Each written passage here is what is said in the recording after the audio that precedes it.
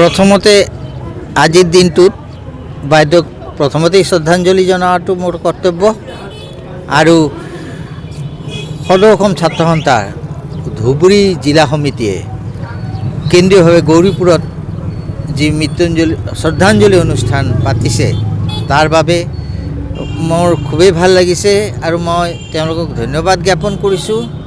আৰু আজি 23তম মৃত্যুবাৰ্ষিকী 23 বছৰ হৈ গ'ল বাইদেউৰ, 22 বছৰ হৈ গ'ল, 23 বছৰ পৰিলে, কিন্তু আজিলৈকে বাইদেউৰ যি জনপ্ৰিয়তা ই অক্ষুণ্ণ আছে আৰু আশুৱে বাইদেউৰ মৃত্যুৰ আগৰ পৰাই এতিয়ালৈকে তেওঁলোকৰ মানে সন্তানৰ কৰ্তব্য কৰি আছে বুলি মই ক'ম।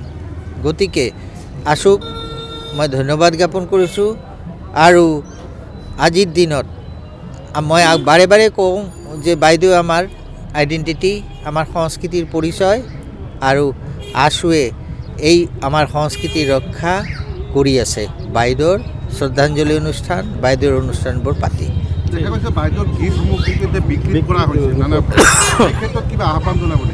হয়, সেইটো কথা মই বাৰে বাৰে কওঁ যে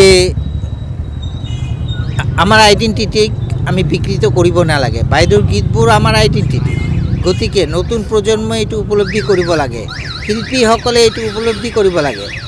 আমাৰ বিশেষকৈ আমাৰ নামনি অসমৰ শিল্পীসকলে শুদ্ধভাৱে আমাৰ সংস্কৃতিটো ধৰিব লাগে, কাৰণ বাহিৰৰ শিল্পী গাই আছে, তেওঁলোক বিকৃতকৰণ কৰিছে, আৰু সেইটো মই ভাবোঁ যে ইমান ধৰিবলগীয়া কথা নহয়, কাৰণ তেওঁলোকৰ ভুল হ'বই, বাহিৰৰ মানুহ, গতিকে সেইটো গুৰুত্ব আমি দিব নালাগে। কিন্তু আমাৰ শিল্পী, আমাৰ যি নতুন প্ৰজন্ম, তেওঁলোক যাতে এই আমাৰ যি গীতবোৰ সঠিকভাৱে উপস্থাপনা কৰে, যাতে আমাৰ সংস্কৃতিটো সুন্দৰভাৱে বাইদেউ যেনেকৈ প্ৰকাশ কৰিছে তেনেকৈ যাতে প্ৰকাশ পায়।